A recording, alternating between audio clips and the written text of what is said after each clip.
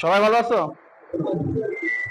এখানে অনেক সিনিয়রও আছে, তো আমি আপনি কখনো তুমি চলে আসে দুইটাই, ডোন্ট ওয়ারি। হ্যাঁ, বাকিরা সবাই ভালো আছেন? আমরা শুরু করি। গত ট্রেনিং এ আমরা বলছিলাম যে আমরা নেক্সট ট্রেনিংটা করব কস্ট অফ কোয়ালিটি। অলরেডি আমি এজেন্ডাতে নিয়ে আসছি। আজকে টপিক কি? Cost of quality. তো আমরা ডিরেক্ট সেশনে চলে যাব, কস্ট অফ কোয়ালিটি। আর এর আনুষঙ্গিক যে মোটিভেশনাল ট্রেনিংটা থাকে সেই ট্রেনিংগুলো অলরেডি আমি লাস্ট ট্রেনিং এ দিছি। তো প্রতি ট্রেনিং এ সেম জিনিসটা রিপিট করব না, নিউ নিউ টপিক নিয়ে আলোচনা করব যেন স্মুথলি আমরা শেষ করতে পারি। কারণ কস্ট অফ কোয়ালিটি হিউজ একটা চ্যাপ্টার, যেটা অল্প সময়ের মধ্যে শেষ করা সম্ভব না। তারপরেও আমরা চেষ্টা করব অল্প সময়ের মধ্যে শেষ করার জন্য। কারো কোনো নোট করা লাগলে নোট করে নিতে পারবে, এবং কোশ্চেন এবং আনসার সেশনে আমরা সেই আনসারটা দিব। যদি কারো কোনো কনফিউশন থাকে রিপিট আমরা করব, ঠিক আছে? দেন আমরা এমসিকিউ তে যাব।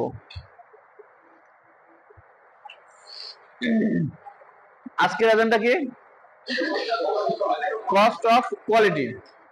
কোয়ালিটির কস্ট কি কি কি জিনিসের উপর ডিপেন্ড করে কোয়ালিটির কস্ট, এবং কি কি জিনিসের উপরে কোয়ালিটির কস্ট আমরা ক্যালকুলেট করে থাকি, সেই জিনিসগুলো আমরা আজকে শিখবো, বুঝবো, এবং কিভাবে কোয়ালিটি কস্টটাকে আমরা মিনিমাইজ করতে পারি সেই উপায়গুলোও জানবো। জেনে সেটা ইমপ্লিমেন্ট করব আমাদের ফ্লোর লেভেলে, যেন আমাদের কোয়ালিটি কস্টটা কম হয়। এখানে কিন্তু একটা জিনিস দেখাইছে, কোয়ালিটি কস্ট ইনক্রিজের একটা চিহ্ন, আরেকটা হলো কোয়ালিটি বাড়বে, ইফিসিয়েন্সি বাড়বে। তাহলে কস্ট কমলে কোয়ালিটি বাড়বে এবং ইফিসিয়েন্সিও বাড়বে। এই দুইটা জিনিস একত্রে বাড়বে যদি কস্ট কমে। একটা চিহ্ন দিয়ে কিন্তু অনেক কিছু মিন করে। এই স্লাইডগুলো আমরা একটু স্কিপ করব। এই স্লাইডগুলো নিয়ে ডিসকাস অলরেডি আমরা করছি।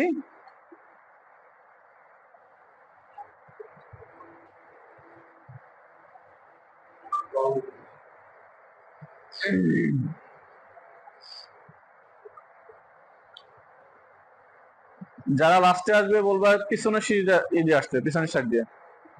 এটা একটা ম্যানার। আপনাদের একটা জিনিস বলে রাখি, এটা একটা ম্যানার। যে কোনো সেমিনারে বলেন, যে কোনো ট্রেনিং এ বলেন, যে কোনো সেমিনার বলেন, যে কোনো ট্রেনিং বলেন, যে কোনো মিটিং এ বলেন, যদি টাইমে আমি উপস্থিত না হইতে পারি, উপস্থিত পরে হইলে, আমি এটা দেখছি অনেক সিনিয়র লেভেলেও দেখছি, আস্তে করে নিচু হয়ে চেষ্টা থাকে পিছনের দরজা দিয়ে ঢুকে সাইডে বসা। তা না হলে কি হয়, ট্রেনার প্লাস বাকি যে উপস্থিত যে অডিয়েন্স থাকে তাদের মনোযোগ নষ্ট হয়। এই জিনিসগুলো করা উচিত না। সকলে এটা মাথায় রাখতে হবে। আমরা এখানে ট্রেনিং এ আসছি শুধুমাত্র শিখবো না, শিখার পাশাপাশি কিন্তু এখানে আমাদের কিন্তু শুধুমাত্র টপিক শিখবো তা না, এর পাশাপাশি আমরা আচরণ বিধিগুলোও শিখবো। আমাদের আচরণ বিধিগুলোও শিখবো, আমাদের ম্যানার গুলো শিখবো, ম্যানারিজম গুলো শিখবো, যে কোথায় কিভাবে আমাদের আচরণ বিধিগুলা, অ্যাক্টিভিটি গুলা আমরা অ্যাপ্লাই করব, কিভাবে করব। প্রত্যেকটা জায়গায় কিন্তু শিক্ষণীয় বিষয় আছে। আমি মাঝে মাঝে ট্রেনিং এ বলি যে আমাদের পার্সোনাল লাইফের অনেক কিছু কিন্তু আমাদের বাস্তব লাইফে ইফেক্ট করে। এক প্লেটে একটা ভাত বেড়ে খাবো, সেটারও একটা নিয়ম আছে, শৃঙ্খলাবোধ আছে। হ্যাঁ, অনেকে দেখবো যে আমরা ভাত বাড়ার সময় কি করতেছি, ভাতটা নিচ্ছি, নিয়ে আরেকজনের প্লেটে ঢালার সময় তার প্লেটে যে একজনে খাইতেছে জোটা খাবার, ওই চামিচটা তার তালুতে লাগাই ফেলতেছি। ওই চামিচটা কি আরেকজনকে দেবো না? উচিত কি একটু উঁচু করে ঢালা, যেন ওই চামিচটা তার প্লেটে না লাগে। এটাও কিন্তু একটা শিক্ষণীয় পাঠ, এটাও একটা শিক্ষণীয় পাঠ। তো প্রত্যেকটা জিনিস থেকে আমরা শেখার চেষ্টা করব। যে কোনো ট্রেনিং এ, যে কোনো মিটিং এ যাইতে হলে চেষ্টা থাকবে অন টাইমে আসার জন্য। দ্বিতীয়ত হলো, যে কোনো মিটিং, যে কোনো ট্রেনিং এ গেলে আমাদের ন্যূনতম একটা লিখার একটা জায়গা, খাতা, ডায়েরি, নোটপ্যাড কিছু রাখতে হবে, কলম রাখতে হবে। এবং কোনো কারণে যদি আমি টাইম মতো না পৌঁছাতে পারি, চেষ্টা থাকবে পিছন সাইড দিয়ে আস্তে করে বসার, অডিয়েন্সের সামনের নজর যেন নষ্ট না হয়, তাদের দৃষ্টি যেন নষ্ট না হয়, তাদের মনোযোগ যেন নষ্ট না হয়। কারণ অডিয়েন্সকে একটা মনোযোগ আনতে হলে কিন্তু একজন ট্রেনারের অনেক সময় ব্যয় করতে হয়, ঠিক আছে? প্রথম যে ট্রেনিং গুলো করছিলাম সেখানে কিন্তু আমি অনেক মোটিভেশনাল, ফুল ট্রেনিং এর 60% কথাবার্তা বলছিলাম বিভিন্ন মোটিভেশন নিয়ে। তো এগুলো বলার উদ্দেশ্য কি, একটা ট্রেনিং এ মোটিভেশন প্লাস আনুষঙ্গিক যে কথাগুলো চলে আসে, সেই কথাগুলো আসে অডিয়েন্সের মনোযোগ নেওয়ার জন্য, তাদের মনোযোগটা আকর্ষণ করার জন্য, ঠিক আছে? তো এই মনোযোগটা যেন নষ্ট না করে একজনের দ্বারা। সবাই এই ম্যানারিজম গুলো আমরা শিখবো, বুঝবো, এবং ইন কেস নেক্সট টাইম আমরা কখনো এরকম করবো না। ঠিক আছে? আচ্ছা, প্রথমটা কি আসছে এখানে? Introduction to cost of quality. Cost of কোয়ালিটির ইন্ট্রোডাকশন। এখানে একটা সংজ্ঞা দেওয়া হয়েছে, হ্যাঁ? ডেফিনেশনটা অলরেডি সবাই পড়ছি না? The cost of quality refer to the total cost incurred to ensure that product or service meet quality standard. It includes the cost of preventing poor quality, appearing product quality, and dealing with failures. এই যে কয়েকটা কথা বলছে, preventive poor quality preventive action নিতে হবে, not কি reactive. একটা হলো প্রিভেন্টিভ, একটা হলো রিয়েক্টিভ। এটা পোস্ট ওয়ার্কআপ বলা যায়। যদি পোস্ট ওয়ার্কআপ বলি, যেমন আমরা রিচেক যেটাকে বলে, সহজ যেটা বলে আমরা রিচেক। প্রবলেম হয়ে গেছে, এরপরে আমরা রিচেক করে সমাধান করতেছি। এই কস্টটা আমাদের কোয়ালিটি কস্টের দ্বিগুণ কস্ট বেড়ে যায়। তো কিভাবে কস্টটা বাড়ে সেটা আমরা পরবর্তী স্লাইডে আমরা দেখাবো, যে রিচেকের কারণে যে কস্ট অফ কোয়ালিটি বাড়ে, কোয়ালিটির যে কস্ট বাড়ে সেটা কি পরিমাণ বাড়ে, তাহলে আমরা আন্দাজ করতে পারবো যে ফার্স্ট সাইডে যেন আমরা ওকে করতে পারি। Preventive poor quality, appearing product quality, and dealing with ফেলোর নিয়েও কাজ করতে হবে। প্রত্যেকটা জায়গা থেকেই কাজ করতে হবে। এই তিনটা জিনিস নিয়ে কাজ করতে পারলে আমাদের কি হবে, সেটা হলো কস্ট অফ কোয়ালিটির সাথে included. Why is cost of quality important in garments industry? Garments ইন্ডাস্ট্রিতে কস্ট অফ কোয়ালিটিটা কেন এত ইম্পর্টেন্ট, সেই ইম্পর্টেন্স গুলো এখানে দেওয়া আছে, সবগুলো বোঝার চেষ্টা করবো। কুইজটা আজকে খুবই রিলেভেন্ট। কুইজ সেশনটা থাকবে, আজকে যে লেকচার থাকবে তার সাথে 90% রিলেভেন্ট থাকবে question. helps identify area of inefficiency and waste. Improve customer satisfaction improve করবে। তারপর কি? reduce rework, return and loss, support continuous improvement, enhance profitability and competitiveness.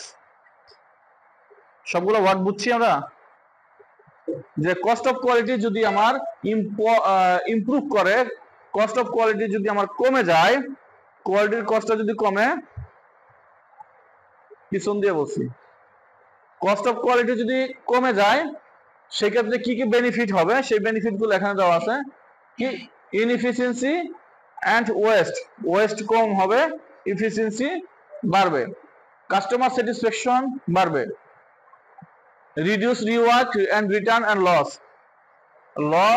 Loss এবং রিওয়ার্ক এবং রিটার্ন কম হবে। তারপর সাপোর্ট কন্টিনিউয়াস ইমপ্রুভমেন্টে সাপোর্ট করবে। তারপর এনহান্স প্রফিটেবিলিটি অ্যান্ড কম্পিটিটিভনেস, এটাকে প্রফিটেবিলিটিও ইনহান্স করবে, বাড়াবে, বৃদ্ধি করবে। Main component of cost of quality, তাহলে মেইন কয়টা কম্পোনেন্ট কস্ট অফ কোয়ালিটির?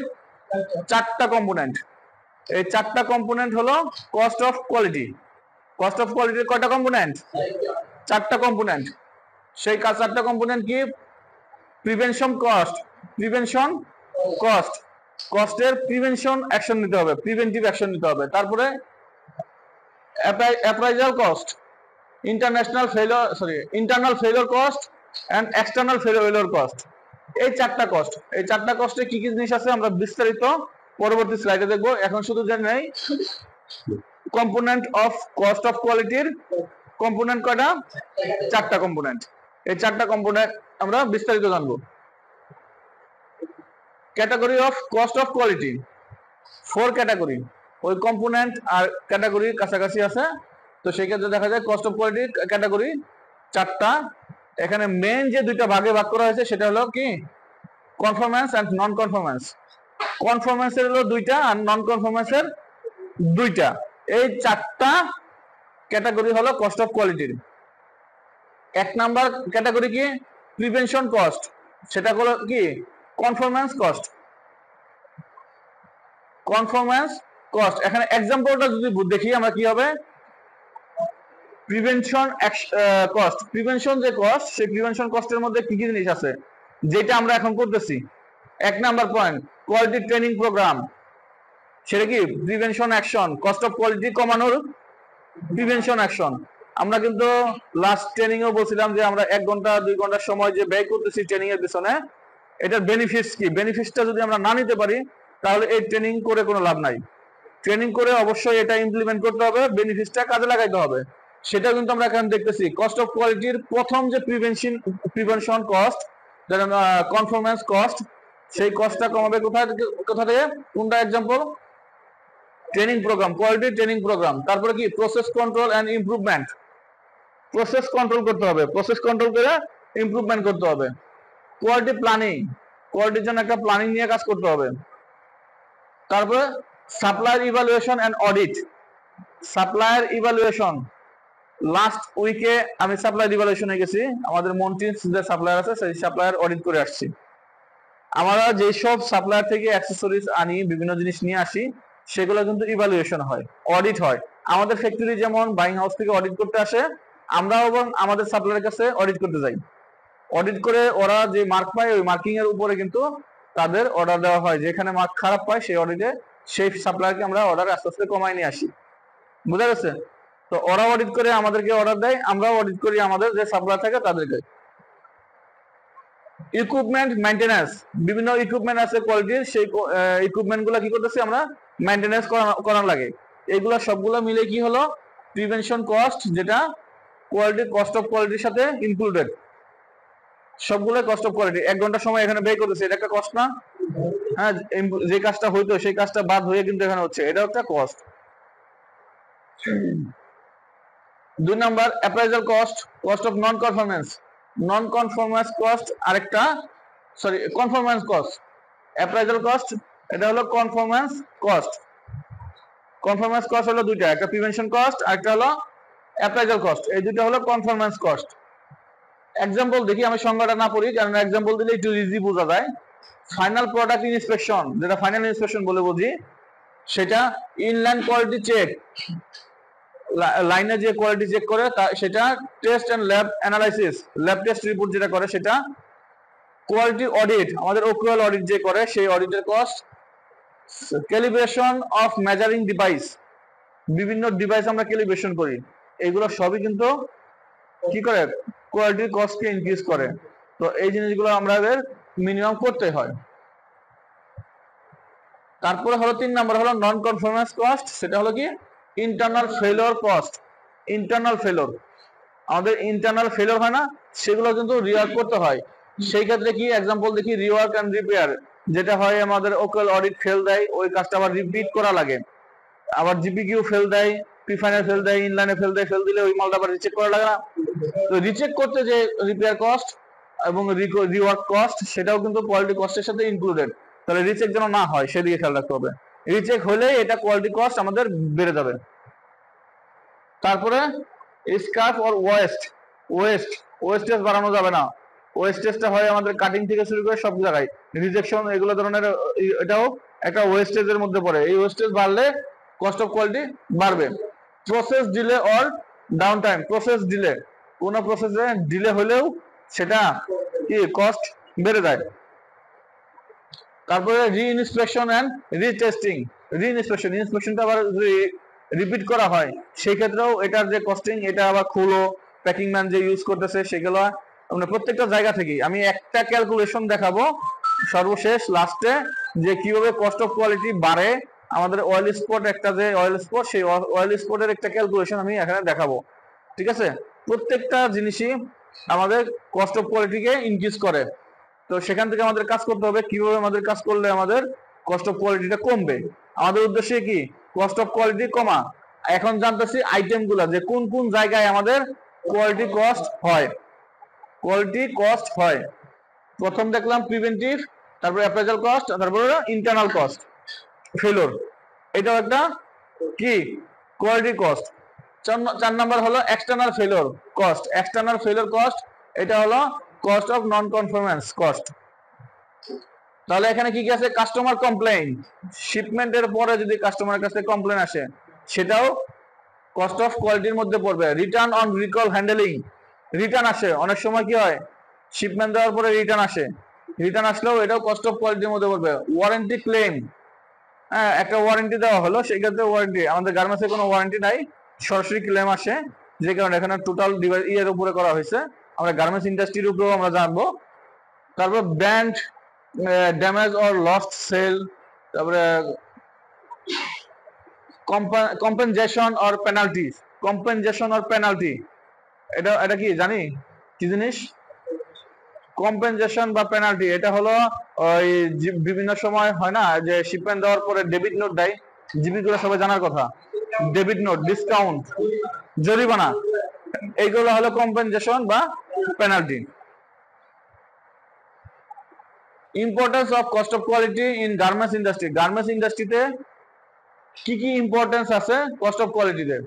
ইনহান্স প্রোডাক্ট কোয়ালিটি, প্রোডাক্ট কোয়ালিটিকে ইনহান্স করে, বর্ধিত করে। তারপরে কি reduce wastage and reward, cost of quality সম্পর্কে যদি জানা যায় তাহলে কি হবে, ওয়েস্টেজ এবং রিওয়ার্ডটা কমে যাবে। যখন আমরা জানবো যে একটা রিওয়ার্ড বা রিচেক দিলে কস্ট অফ কোয়ালিটি বেড়ে যায়, তাহলে কি করতে হবে, আমার রিচেক করার আগেই আমাকে প্রিভেনশন অ্যাকশন নিতে হবে, যেটা ওই যে প্রিভেনশন অ্যাকশন আমি অলরেডি দেখালাম, হ্যাঁ ট্রেনিং প্লাস প্রিভেন্টিভ অ্যাকশন, এগুলো নিতে হবে যেন আমার রিচেক না হয়। 3 নম্বর আছে মিনিমাইজ এক্সটার্নাল ফেলিওর, এক্সটার্নাল ফেলিওরটা যেন মিনিমাইজ হয়, সেই জন্য ভালো গুডস প্যাক করতে হবে। ভালো গুডস যখন প্যাক করবো তাহলে এক্সটার্নাল ফেলিওর হবে না। তারপরে ইমপ্রুভ কাস্টমার স্যাটিসফ্যাকশন, কাস্টমার স্যাটিসফ্যাকশনও বাড়বে, যখন ফেল হবে না, কাস্টমার কমপ্লেন আসবে না, কাস্টমার স্যাটিসফ্যাকশন বাড়বে না, অবশ্যই বাড়বে। তারপরে 5 নম্বর হলো cost optimisation, cost overall cost optimisation হবে। যদি কস্ট অফ কোয়ালিটি সবগুলো আমরা জানি, বুঝি এবং সেগুলো যে অনুযায়ী কাজ করি, তাহলে ওভারঅল কস্ট অপটিমাইজেশন হবে। কম্পিটিটিভ অ্যাডভান্টেজ, কম্পিটিটিভ মানে কি, কম্পিটিশন, কম্পিটিশন থেকে এই কম্পিটিটিভ আসছে, কম্পিটিটিভ অ্যাডভান্টেজটাও পাওয়া যাবে।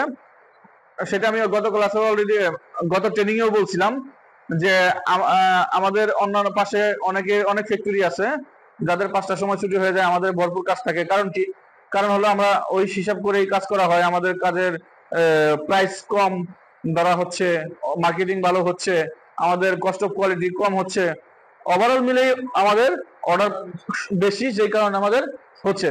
তো আমাদের এই টার্গেটটা আরো ইমপ্রুভ করতে হবে, যেই কারণে এই ট্রেনিং প্রোগ্রামগুলো নেওয়া হচ্ছে, আমরা প্রিভেন্টিভ অ্যাকশন নিচ্ছি, আমাদের কস্ট অফ কোয়ালিটি আরো কমায় নিয়ে আসবো। যেই কারণে লাস্ট ট্রেনিংও বলছি, আমার নেক্সট ট্রেনিংটা হবে cost of quality. Cost of কোয়ালিটিটা সম্পর্কে সবাই জানবো, বুঝবো, এবং এই কস্ট অফ কোয়ালিটি কিভাবে মিনিমাইজ করা যায় সেই বেনিফিটস গুলো জেনে সেই অনুযায়ী আমরা কাজ করব।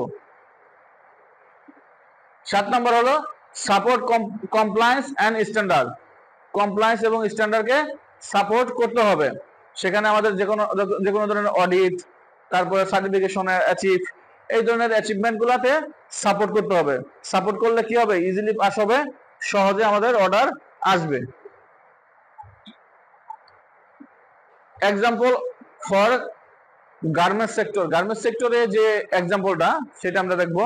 কস্ট অফ কোয়ালিটির যে ক্যাটাগরি, 4টা ক্যাটাগরি বলছিলাম, সেই ক্যাটাগরিগুলা ওভারঅল ছিল সকল ইন্ডাস্ট্রির জন্য।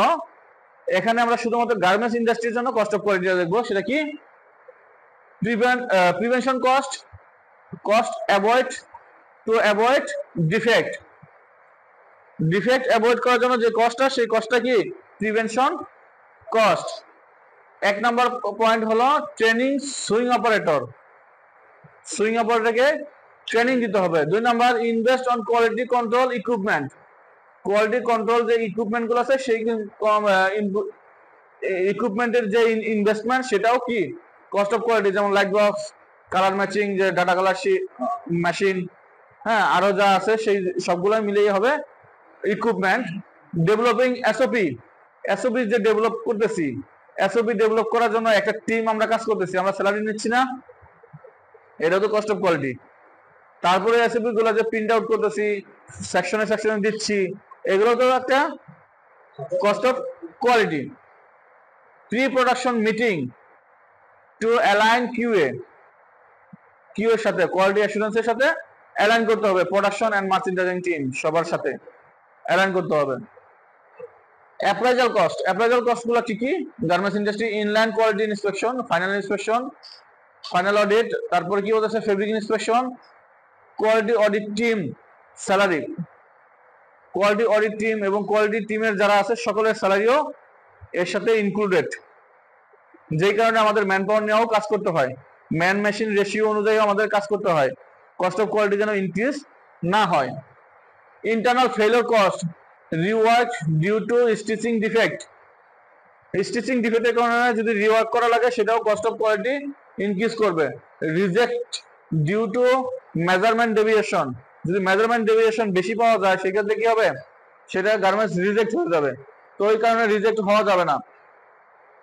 তারপরে downtime cost by machine setting error, অনেক সময় হয় একটা মেশিন সেট করতে 2-3 ঘন্টা চলে যায়, যেই কারণে ওই প্রসেস লস হয়। Wastage of trims or fabric during cutting error, হ্যাঁ ওয়েস্টেজ অফ ফেব্রিকও হতে পারে অ্যাক্সেসরিজও। ফেব্রিক কাটিং এর সময় যদি দেখা যায় যে অনেক সময় ওয়েস্টেজ হয়, কেমন ওয়েস্টেজ হয় কাটিং এর সম্পর্কে জীবিকা যেহেতু আছে আমি একটু বলি। সেক্ষেত্রে হলো যে কাটিং এ যদি 2 ধরনের ডায়া ফেব্রিক একসাথে লে দেওয়া হয় সেক্ষেত্রে কাটিং এর ওয়েস্টেজ বেশি হয়। যেমন দেওয়া হলো কি 68 এবং 70, 2 ডায়ার একসাথে লে দিল, তাহলে দুই পাশ থেকে 1 ইঞ্চি করে 2 ইঞ্চি কিন্তু ডায়া মার্ক কাটা যাবে। তারপরে যদি ওই 68টা যদি ডায়া মার্ক ধরে কাটা হয় তাহলে 70-এ কাটা যাবে কত? ওর নিচে যাচ্ছে 2 আর ওদিক থেকে 2, 4 ইঞ্চি কাটা যাচ্ছে, তো 4 ইঞ্চির মধ্যে থেকে 1 ইঞ্চি মার্কেট জমা যাবে আর 2 ইঞ্চি যাচ্ছে কিসে? Extra wastage. বুঝা গেছে?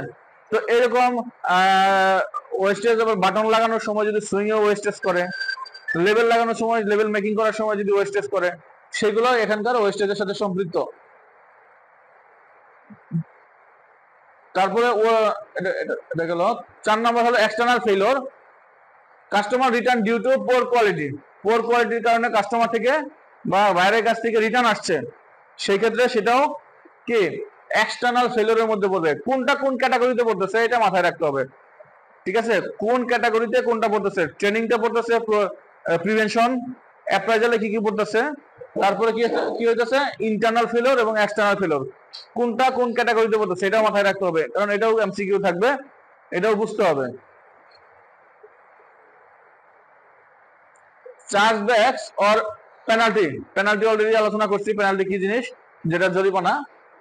তারপর হলো loss business or damage reputation, company যদি কন্টিনিউ ডেবিট নোট খায়, কন্টিনিউ ক্লেম আসে, অর্ডার তো রেপুটেশন নষ্ট হবে, অটোমেটিক কি হবে?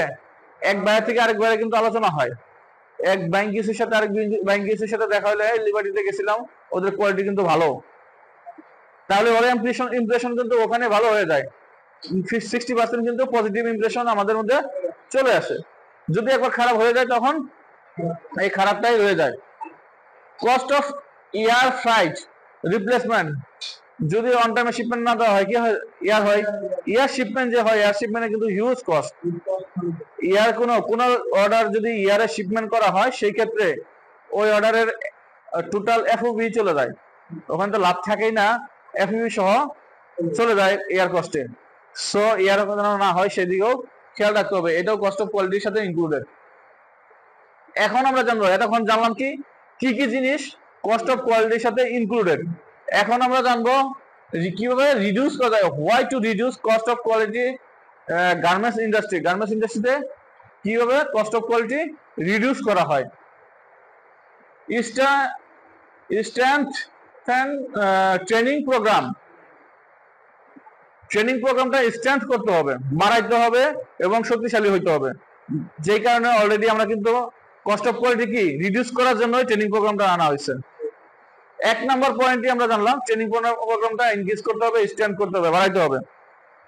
2 নম্বর হলো ইমপ্লিমেন্ট ইনলাইন কোয়ালিটি কন্ট্রোল, এই লাইনে কোয়ালিটি কন্ট্রোলটা কি করতে হবে? ইমপ্লিমেন্ট করতে হবে। ইউজ এসওপি ফলো করে কাজ করতে হবে। আমাদের ফ্যাক্টরিতে এমন কোনো সাইট নাই, এমন কোনো সেকশন নাই যার জন্য কোন একটা এসওপি তৈরি করা হয় নাই, আমার নিজের হাতে করা। ঠিক আছে, এসওপির কোনো শেষ নাই। আমি এর মোটামুটি গ্যারান্টি দিয়ে বলতে পারবো এতগুলো এসওপি কোনো ফ্যাক্টরিতে আছে বলে মনে হয় না আমার।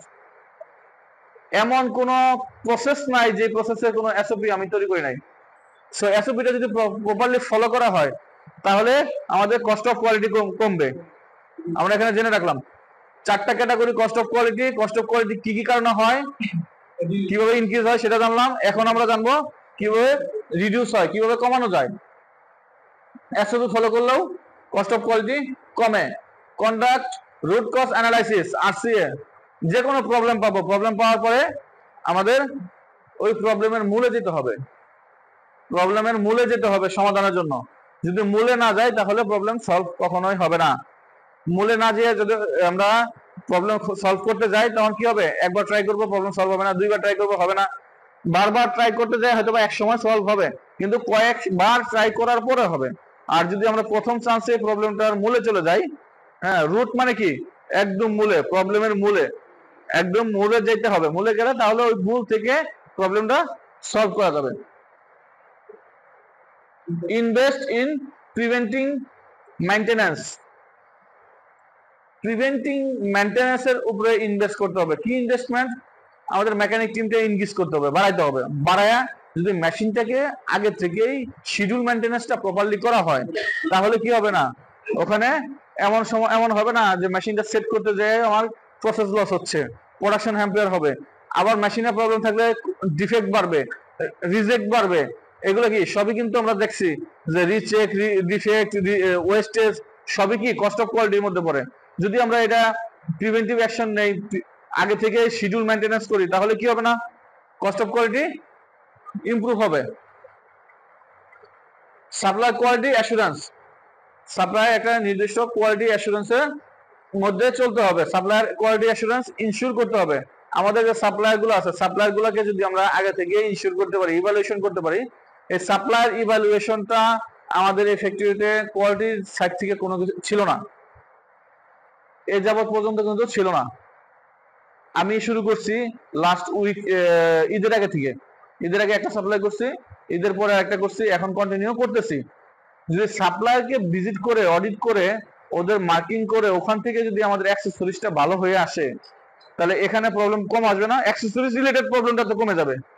এই প্রবলেমটা চেক করার জন্য আমাদের এখানে অ্যাক্সেসরিজ ইন্সপেকশনে কতগুলো ইন্সপেক্টর আছে, এটা যদি ওদের দ্বারা করাই নিয়ে আসতে পারি তাহলে আমাদের এখানে কোয়ালিটি কমায় করা যাবে না, লাগবেও কম, কোয়ালিটি চেক করতেও লাগবে কম, সব দিক দিয়ে কমে আসবে। যেটা হলো অলরেডি কস্ট অফ কোয়ালিটিতে বাইং কিউসিটা কাজ করতেছে।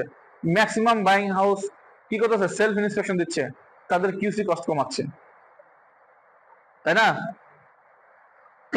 সেলফ অ্যাক্রিডিটেশন দিচ্ছে ল্যাবের, টেস্টিংটাও তোমরা করে নাও, ওরা নিচ্ছে না। আগে কিন্তু এগুলো সবই বাইং হাউস নিজে করতো, এখন আস্তে আস্তে কমাই দিচ্ছে। Empower quality team.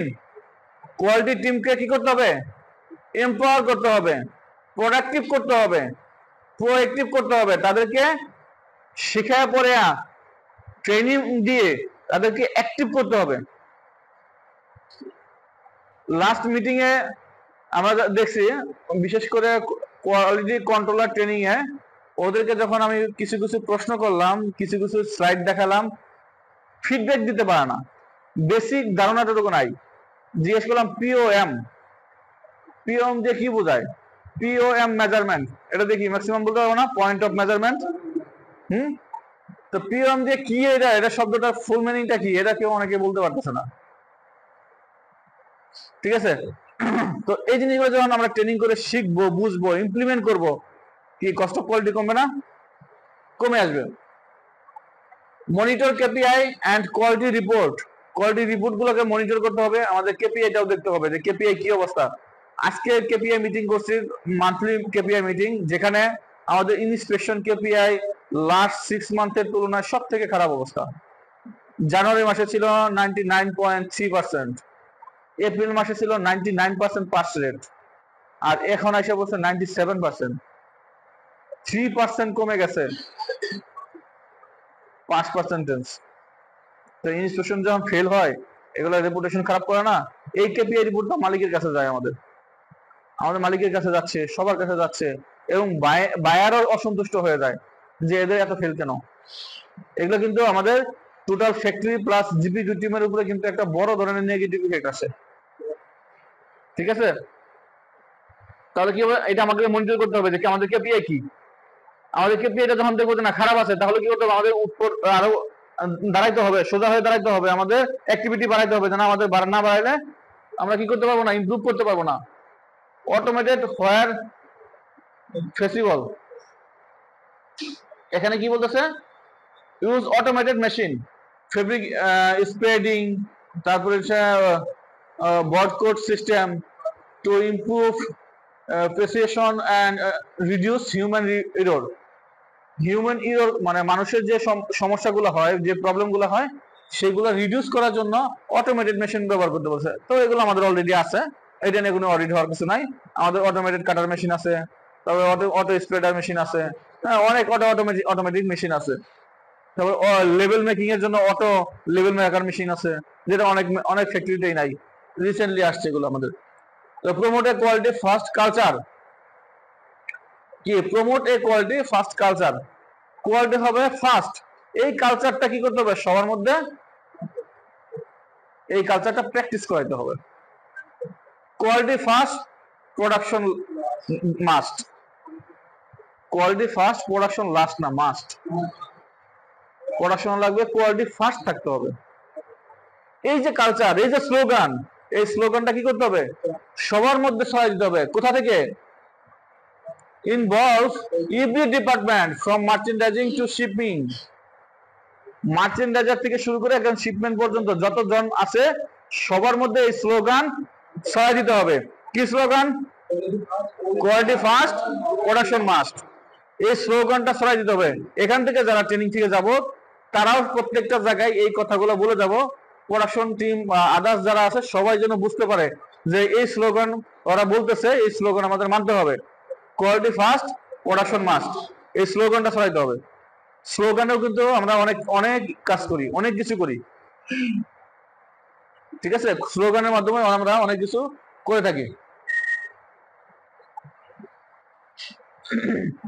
যদিও কনক্লুশনের মধ্যে আসছে, কনক্লুশনের পার্টটা আমরা পরে দেখাবো। এখানে একটা ক্যালকুলেশন দেখাবো, ক্যালকুলেট কস্ট অফ কোয়ালিটি। কিভাবে ক্যালকুলেশন করা হয় কস্ট অফ কোয়ালিটি। এক নাম্বার পয়েন্ট আসছে ডিজাইন। ডিজাইন স্টেজে যখন এক পিস স্যাম্পল তৈরি করা হবে, ওই কস্টটা কিসের, ওই এক পিসের কস্ট, তাই না, ওই এক পিসের কস্ট। যখন ম্যানুফ্যাকচারিং কস্ট হবে, যখন এটা প্রোডাকশন তৈরি করতে যাবে, তখন যখন এই প্রবলেমটা ধরা পড়বে, তখন কি হবে, ওই কস্টটা বেড়ে যাবে 10 গুণ। কস্টটা বেড়ে যাবে কত, 10 গুণ।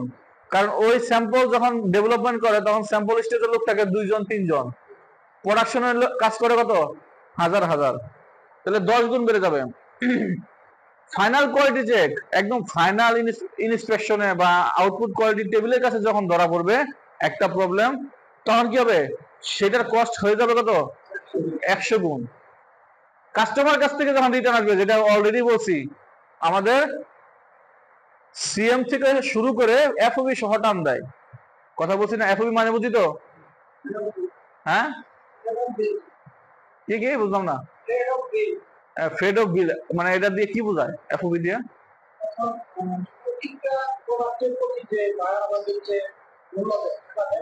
Good, very good.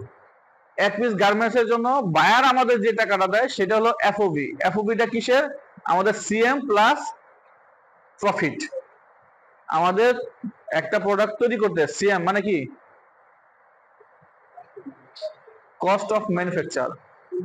সিএম মানে হলো কস্ট অফ ম্যানুফ্যাকচার, ওটা তৈরি করতে যে কস্ট প্লাস এটার যে প্রফিট, আমরা কত পার্সেন্ট প্রফিট নেব, সেই প্রফিট মার্জিন একসাথে যোগ করার পরে যে টাকাটা আসে সেটা হলো কি, এফওবি। বুঝা গেল?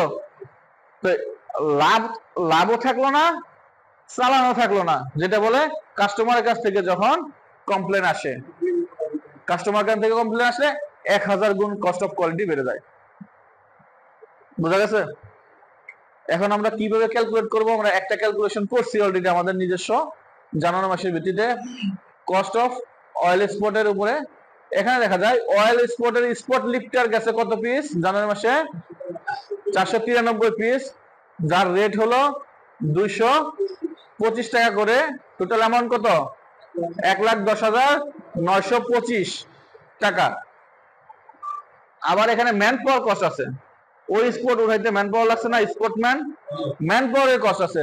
স্পটম্যান আছে 23 জন, হেল্পার আছে 13 জন, টোটাল 36 জন, যাদের স্যালারি আসতেছে কত? 7,46,500 পিস, সরি 500 টাকা।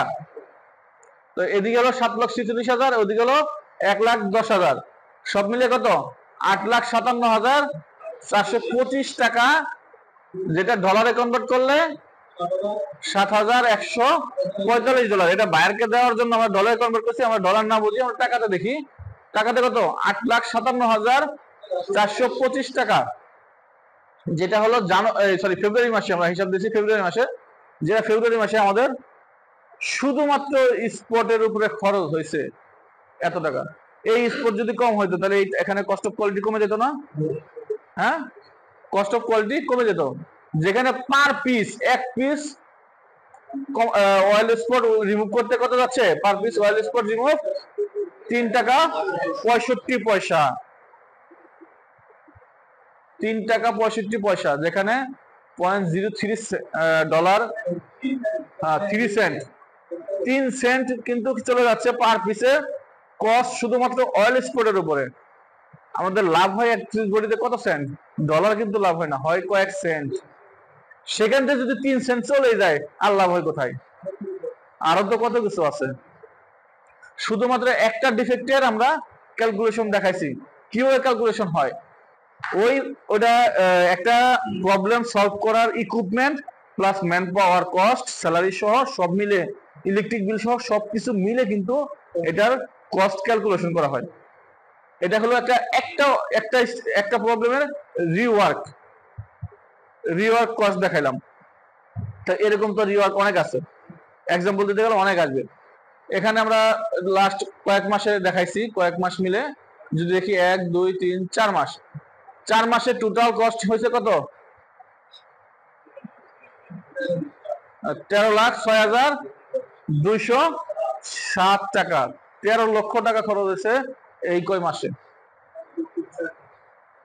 4 মাসে। 4 মাসে কত খরচ হইল? 13 লক্ষ টাকা। তাহলে এই কস্টটা যদি আমরা স্পট কমাইতে পারতাম, তাহলে এই কস্টটা আমাদের কম হইতো না কস্ট অফ কোয়ালিটিতে? হ্যাঁ, বোঝা গেল? তো আমরা প্রথমত একটু সামারি করি। আমরা প্রথমত কস্ট অফ কোয়ালিটি কি জিনিস বুঝলাম। কস্ট অফ কোয়ালিটি ক্যাটাগরি কি? 4টা ক্যাটাগরি। এই 4টা ক্যাটাগরিতে আমরা গার্মেন্টস ইন্ডাস্ট্রিতে কোন কোন ক্যাটাগরি কোন কোন প্রসেসের সাথে রিলেটেড সেই জিনিসগুলো দেখলাম। তারপরে কিভাবে রিডিউস করা যায় সেই প্রসেসগুলো দেখলাম, এবং একটা ডিফেক্টের কস্ট অফ কোয়ালিটি ক্যালকুলেশন করে দেখালাম কিভাবে ক্যালকুলেশন করা হয় একটা ডিফেক্টের। এরকম করে আমরা সবকিছুই ক্যালকুলেশন করব। যদি একটা রিসেট দেয়, রিসেট দিলে কিন্তু চিন্তা করতে হবে, রিসেট দিলাম, এখানে কত টাইম গেল, এই টাইমে কতজন লোক কাজ করলো, তারপরে ওই টাইমে ওই জায়গায় ফ্যান লাইটিং এর কষ্ট কত, সব কস্ট একত্রে করলে রিসেটের কস্টটা বেড়ে আসবে। তাহলে আমি কত টাকার কস্ট অফ কোয়ালিটি বাড়াই দিলাম। তো এই বাড়ানোটা ওই সময় না বাড়াইয়া এই বাড়ানোটা আমি প্রিভেন্টিভ অ্যাকশন নেই। তো প্রিভেন্টিভ অ্যাকশন কি কি জিনিস সেটা আমরা দেখলাম। প্রিভেনশন গুলা কি করতে হবে? আমাদের ট্রেনিং বাড়াইতে হবে, প্রোঅ্যাক্টিভ অ্যাকশন নিতে হবে। প্রিভেন্টিভ এগুলো আমরা একবার একটু রিভিশন দেই।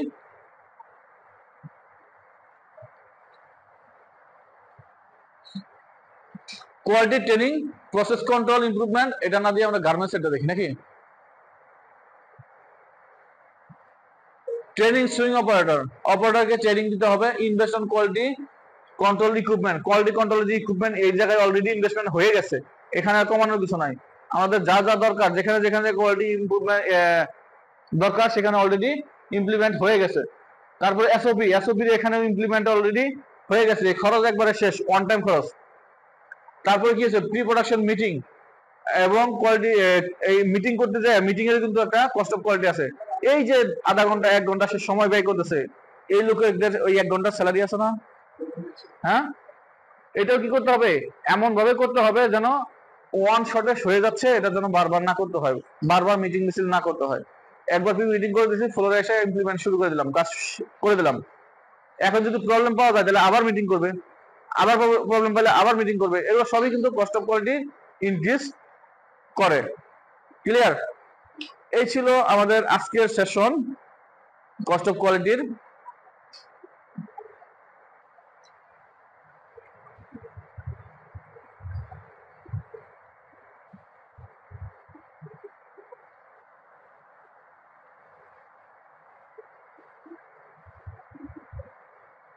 কারো যদি কোনো প্রশ্ন থাকে কস্ট অফ কোয়ালিটি নিয়ে, আমরা শুধুমাত্র কস্ট অফ কোয়ালিটি না, কস্ট অফ কোয়ালিটির পাশাপাশি আমরা গত ট্রেনিং এ জব ডেসক্রিপশন এবং আরেকটা ট্রেনিং বলছি আমাদের ভিডিও থেকে শেখার জন্য, সেটা হলো কি inspection procedure, standard inspection procedure. সেই ট্রেনিং এর ভিডিও লিংকটাও আমি গ্রুপে শেয়ার করছি।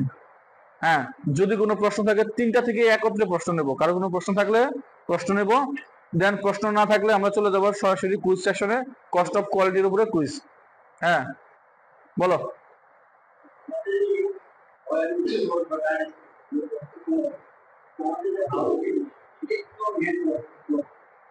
না না না না,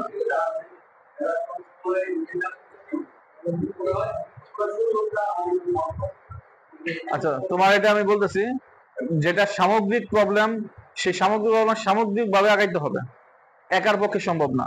কিছু কিছু ডিফেক্ট আছে আমাদের সামগ্রিক ডিফেক্ট, সেই সামগ্রিক ডিফেক্ট আমার একার পক্ষে সম্ভব না, আমার থেকে যতটুকু পড়বে ততটুকুই কমাবো। কিরকম? আমি দেখতেছি একটা খাবার বাটি এখানে আছে, এই তুমি এটা সরাও, একটা খাবার বাটি থেকে যে 2 পিস ডিফেক্ট হতো, অ্যাটলিস্ট 2 ফিটটা আমি কমাইতে পারলাম। এইটা আমরা করি।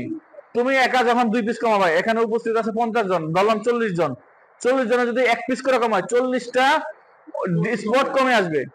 40টা স্পট যদি কম হয়, তাহলে 40 পিস স্পটের কস্ট অফ কোয়ালিটি কমে আসবে। এই অ্যাওয়ারনেসটা যখন তোমরা আবার একজন একজন করে দিবা, 40 জনে হয়ে যাবে 80 জন, 80 জনে অ্যাওয়ার হয়ে যদি এই ডার্টি স্পট কমায়, তারপরে কমবে। এই জন্যই ট্রেনিং সেশন। ক্লিয়ার? এখানে দেখেন স্পটের মধ্যে কেমিক্যাল 1 লাখ টাকা কস্ট, কিন্তু এদের যে মেন্টাল ইউজ করছে সেইখানে 7 গুণ বেশি কস্ট।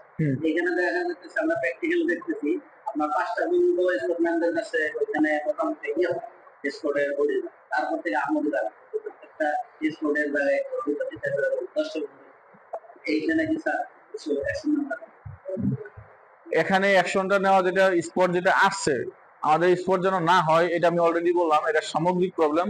সামগ্রিকভাবে অ্যাওয়ারনেস বাড়াইতে হবে। সামগ্রিক যে ডিফেক্ট, সেই ডিফেক্টটা সামগ্রিকভাবে অ্যাওয়ারনেস বাড়াইতে হবে। এটা এক জায়গায় না, একটা আমার নির্দিষ্ট প্রসেসে না, নির্দিষ্ট প্রসেসে হলে প্রসেস নিয়ে আমরা ডেভেলপমেন্টে কাজ করতাম। যেহেতু স্পট হলো সামগ্রিক ডিফেক্ট, এটা টোটালি আমাদের অ্যাওয়ারনেস বাড়াইতে হবে। আমরা আজকে লাঞ্চে যখন ফ্লোরে গেলাম, আমার কিউএমএস টিম সহ আমি সহ ফ্লোরে গেছি, ফ্লোরের ভিতরে খাওয়া দাওয়া চলতেছে, ফ্লোরের ভিতরে অপারেটররা ওখানে শুতেছে, 1 পিস গার্মেন্টসের একটা বান্ডিল নিয়ে মাথার উপরে দিয়ে, মাথায় আছে তেল, ফ্লোরে আছে ডাস্ট, স্পট লাগতেছে। আমাদের কমাইতে হবে ওই জায়গাটা।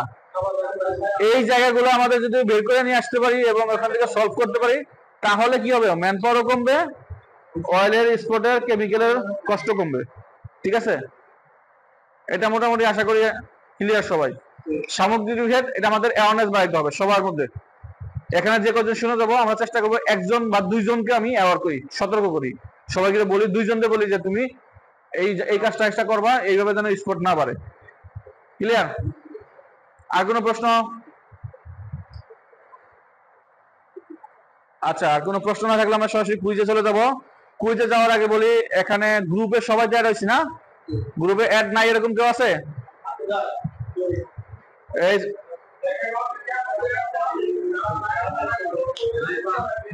চেক করেন,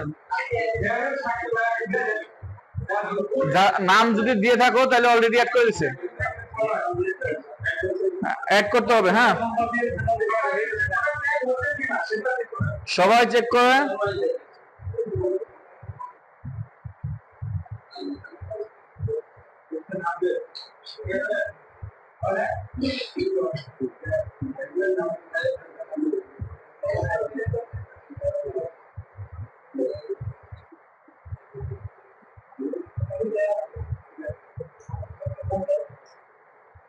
ট্রেনিং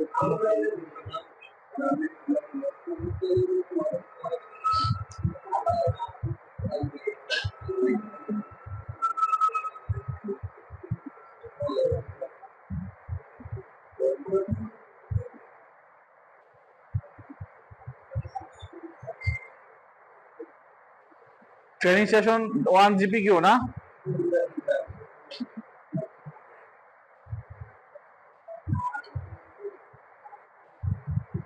কুইজের লিঙ্ক অলরেডি দিয়ে দিছি।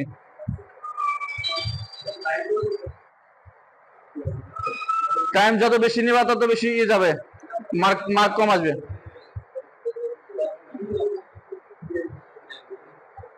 টাইম যত বেশি যাবে তত বেশি মার্ক কম আসবে।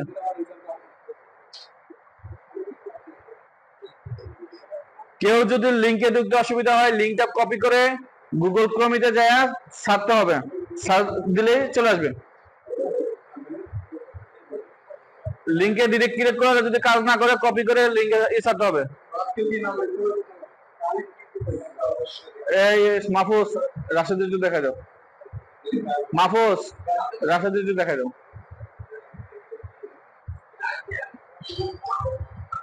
এই তোমরা কিএমএস যারা আছো তারা একটু ভিতরে হেল্প করো, কেউ যদি সমস্যায় পড়ে হেল্প করো।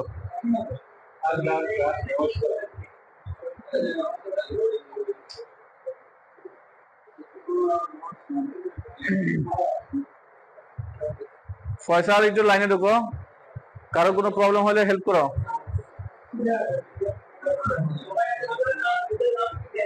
হ্যাঁ, সর্বপ্রথমে আছে নামটা লিখে তারপরে যেন আনসার দেওয়া হয়। গত ট্রেনিং এ অনেকে দেখছি 2-3 জন আছে নাম না লিখে আনসার জমা দিচ্ছে।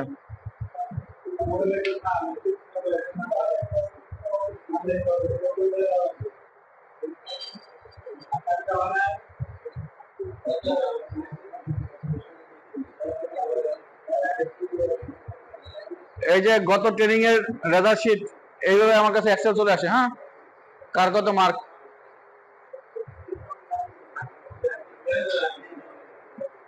ঠিক আছে। এই যে যেভাবে দিবে, যে দিছে 2বার সাবমিট করলে কিন্তু প্রথমবার এটা কাউন্ট হয়েছে। এটা মিনিমাইজ করলাম, আগে কোশ্চেন হেল্প এইভাবে দিব, আসবে।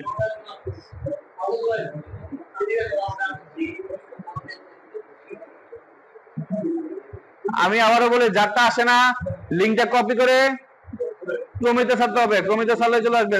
গুগল ক্রোমতে ছাড়লেই চলে আসবে।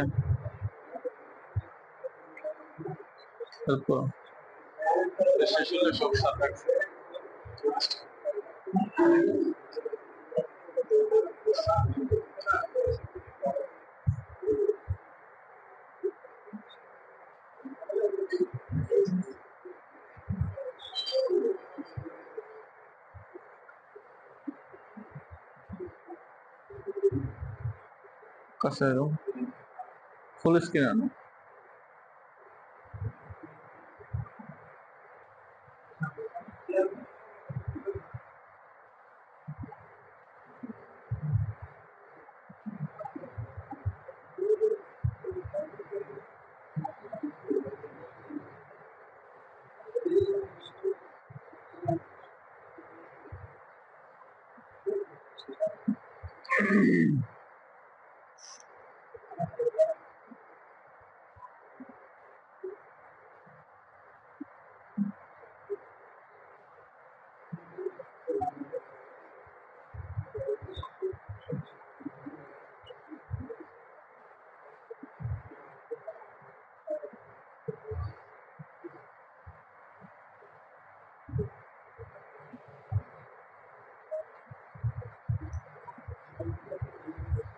কারোটা কি সাবমিট হয়েছে?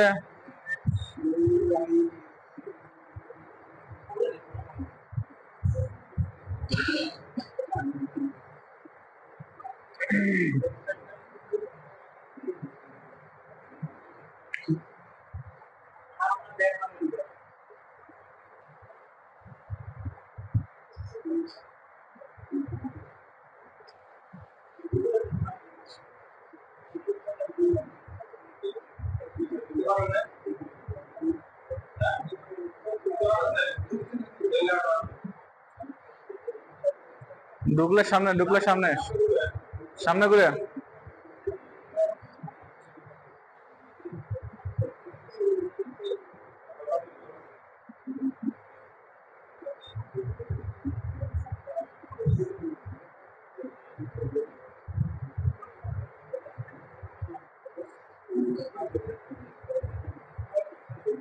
শফিকুল ইসলাম সাবমিট করছে? হ্যাঁ চলে যাও, যার হয়ে গেছে সে চলে যাও।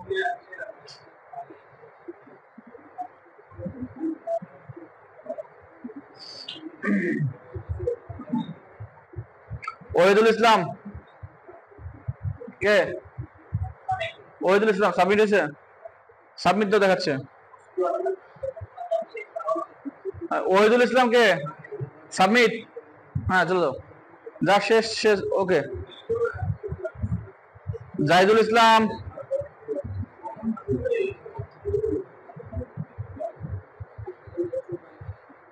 জাহিদুল ইসলামকে শেষ হলে করে দাও। রেজাল্ট আসছে? হ্যাঁ যা আসছে সমস্যা নাই, আমি দেখাই দেবো নি, আমার কাছে চলে আসবে। তোমার হয়েছে? শাহজামাল হয়েছে, এই যে ভিউ রেজাল্ট দেখাইতে আছে।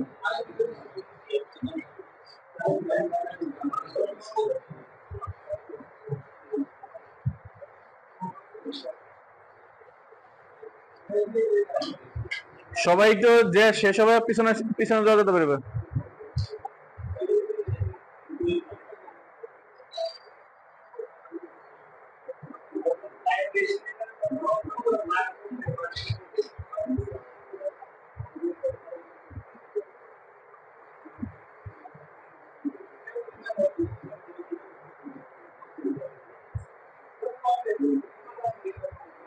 শাকিল মিয়া কমপ্লিট। খালিদুজ্জামান হ্যাঁ কমপ্লিট।